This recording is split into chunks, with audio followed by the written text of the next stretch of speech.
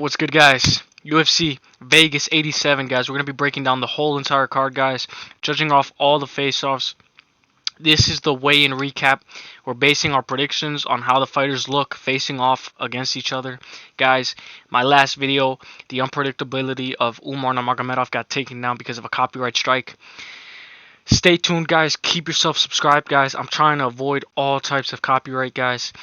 Let's go, guys. Drop a like on these videos, guys, because they give me a little bit more motivation. Because when a video gets taken down by copyright, it just sucks. First fight of the night, guys. We got y'all know who this is. Y'all know who this is. I wrote this down in my notes. Sorry. It's Loki Radzobov versus Abdul Karim Al Swadi. Guys, I'm going with Abdul. I'm going with Abdul, and I'm going with Abdul under 2.5. I'm going Abdul third round KO. Let's go. This is going to be a good fight, guys. Next fight on the card, we got Ludovic Klein versus AJ Cunningham, guys. If you guys know both of these fighters, guys, AJ Cunningham making his UFC debut. He was from the Contender Series. Ludovic Klein is a guy who he's been in the UFC. You know, maybe he's a minus 1,310, which is kind of crazy. I think Ludovic Klein's going to win this matchup, but we don't know if he's going to get a first round. I'm going over 1.5, and I think this is going to be a good scrap. I'm going Ludovic Klein, but I'm going Ludovic Klein by decision. Let's go. Next fight. Next fight, we got Christian Leroy Duncan versus Claudio Ribeiro. You see Claudio Ribeiro running up to the stage.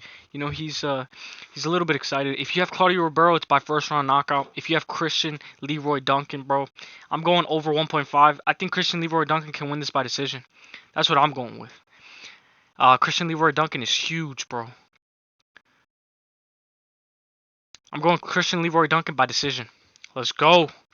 Next fight on the card, Javid Basharat versus Zahabi, or Ariel Helwani, as you can say. You guys look at this guy. This guy looks exactly like Ariel Helwani. Like, god damn, bro. Javid Basharat is a killer at bantamweight. I think he's a future prospect at bantamweight. And I think he gets the job done, and I think he finishes him. Actually, no. I'm going Javid Basharat by decision. Let's go.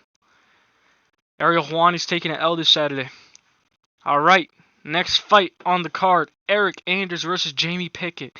You guys look at Eric Anders. He used to be a... Oh, no. Not Eric Anders. I got it wrong. Vinicius de Oliveira versus Bernardo Sopas. Bernardo Sopa is this guy, and Oliveira is this guy. This is one of those fights where I was like, I have no idea who wins this fight because I don't know who any of these guys are. But judging by how they look on the scales and how they go, if you look at the odds, it's dead even. Vinicius de Oliveira is a minus 130, and Bernardo Sopa is a minus 105. I didn't bet on this fight because I don't like touching this because I don't know too much about them. But I'm going Oliveira, and I'm going Oliveira by second round KO, TKO. Alright, now this is the fight that I'm looking forward to. Eric Anders versus Jamie Pickett. This is the next one. You could see in this face-off they were kind of, you know, like pointing each other and, you know, getting into the way. Like, it's really Bernardo's fault. Bernardo's going to eat his words tomorrow, man. You always see this in UFC. Whenever a guy's talking so much trash and, like, it never ends up well for them sometimes. Unless they're blindly confident, like Ilia Topuria or Conor McGregor. And then he gets out over here. Like, that's so dumb, bro. You're gonna fight tomorrow. Why are you acting up? We got Jamie Pickett versus Eric Anders. Jamie Pickett is huge, bro. I didn't think he was actually this tall. I thought they were the same size. And if you look, Eric Anders he's pretty cut. But Eric Anders has never been consistent. He's not fighting for a belt. He's fighting just to stay in the UFC. I'm going Eric Anders, and I'm going by KO, second round. I know people have him by decision. People have him over. You can have Eric Anders. Eric Anders is a lock, but I'm going by KO. Second round KO, baby. Let's go. Then we got Steve Erceg versus Matt Schnell. This fight is a banger, bro. If y'all know Steve Erceg, bro, he fought David Dvorak, and he beat him, and he was an underdog in his last fight. Now he's a minus 455 against Matt Schnell. Matt Schnell has been inconsistent. He doesn't... He has a bunch of canceled bouts with Alex Perez, and sometimes he doesn't make weight, but he made weight this time, so it looks good. But if you look at them, this is flyweight. Steve Erceg looks pretty big for flyweight, bro. This guy looks like he's at least 5'9", and Matt Schnell's at least what, like 5'7". This is gonna be a great scrap, bro. I'm going Steve Erceg by decision, but he could finish Matt Schnell because Matt Schnell's chinny. But I'm going over 1.5, and I'm going Steve Erceg by decision. It's plus money. Alright, y'all know I did a breakdown for this video and I got a copyright strike and it got taken down for this next matchup. We got Bekzat Al-Makan versus Umar Nurmagomedov. He is from the same country as Shavkat Rakhmonov, and his record is pretty clean. This is gonna be his UFC debut against Umar Nurmagomedov. Just look at Umar's back, bro. This guy looks like he's juiced to the grills. This guy Umar looks like he just comes straight from the mountain. Like Habib's back used to look like that, bro.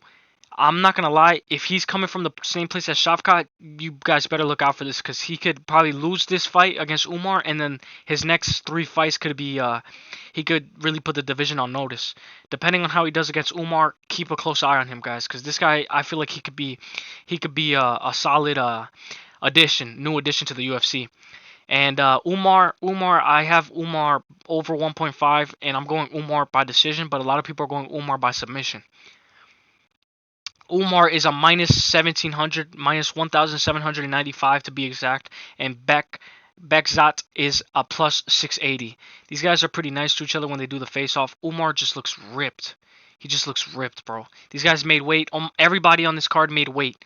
Nobody missed. So this is a great. This reminds me of like the fight cards from like 2021 when I would come home from school and I would look at these guys face off and like you could see the whole card face off. This is not like a ceremonial weigh-in. This is what I like. Muhammad Mokaev versus Alex Perez, guys. Alex Perez has a bunch of cancel bouts. I have more confidence in Muhammad Mokaev than I do in Umar Nurmagomedov, just because Muhammad Mokaev can solidify himself to get a title shot at UFC 301 against Pantoja if he wins this fight in notable fashion.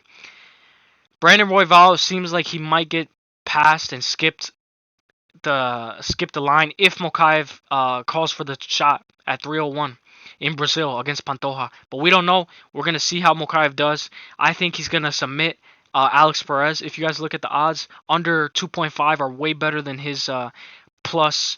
So Alex Perez is a plus 265 and Muhammad Mokaev is a minus 405. He's a big favorite, but you better get him now because he's just going to grow as a massive favorite. It's not going to get any lower.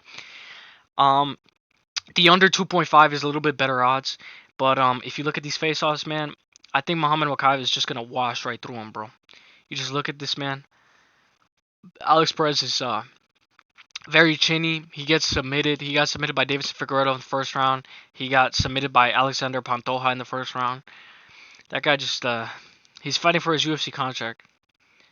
Next fight on the card, we have Victor Patino versus Tyson Pedro.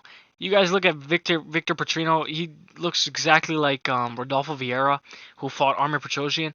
After I saw Rodolfo Vieira submit Armin Petrosyan in the first round, you could definitely tell Armin's on juice to the grills.